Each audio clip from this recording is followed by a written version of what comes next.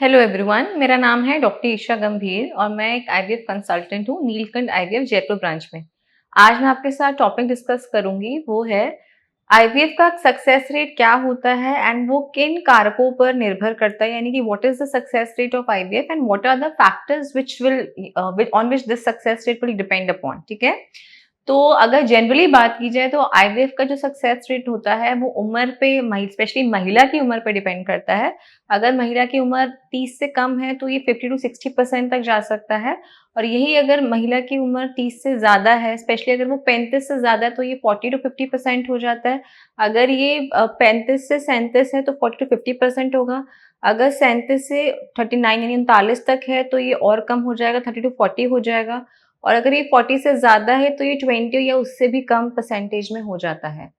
अब हम जानेंगे कि किन-किन कारकों पे डिपेंड करेगा कि आईवीएफ का सक्सेस रेट क्या होता है। देखिए, जो सबसे प्रमुख जो कारक होता है जिस पे ये सक्सेस रेट डिपेंड करता है, वो होता है महिला जिसका हम आईवीएफ कर रहे हैं, उसकी उम्र क्या है। क्योंकि बढ़ती उम्र के साथ ना केवल अंडाणुओं की क्वालिटी में कमी आती है, यानी कि उनकी गुणवत्ता में कमी आती है, बल्कि उनकी जो संख्या है अंडाणु की, उसमें भी कमी होती है। तो जैसे-जैसे महिला की उम्र बढ़ती है, इसका जो सफलता दर है, जैसे कि मैंने अभी आपको बताया था, वो कम होता जाता है।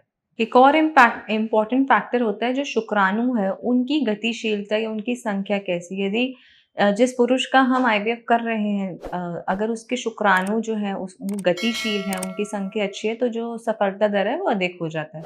इसके अलावा जो एंडोमेट्रियम लाइनिंग है, जहाँ बच्चा चिपकता है, जो महिला के यूट्रस की सबसे अंदर की लाइनिंग है, उसका स्वस्थ होना बहुत ज़रूरी है यदि हम अधिक मतलब आईवीएफ सक्सेस रेट चाहते हैं तो। ये तो थे कुछ प्रमुख कारण। इसके अलावा जो इम्पोर्टेंट कारक होते हैं वो होते हैं, एक तो जो महिला है उसका पहले ऑब्स्टेट्रिक हिस्ट्री क्या है, यानी कि उसका प्रजनन का इतिहास क्या है पहले का। यदि वह पहले माँ बन चुकी है तो जो उसका इस बार का आईवीएफ का जो सक्सेस रेट होगा वो अधिक होगा। और जो महिला है उसका ओवरऑल स्वास्थ्य कैसा है, उसकी जीवन शैली, जो कपल है वो कैसा लाइफस्टाइल फॉलो कर रहे हैं, उनको क्या हैबिट्स हैं, वो योगा प्राणायाम ये सब करें, इस पे भी जो आईवीएफ का सक्सेस है वो डिपेंड करेगा। यदि वो एक अच्छी हेल्दी लाइफस्टाइल फॉलो कर रहे हैं तो डेफिनेटली उनका जो आईवीएफ का सक्सेस रेट है वो बढ़ जाएगा।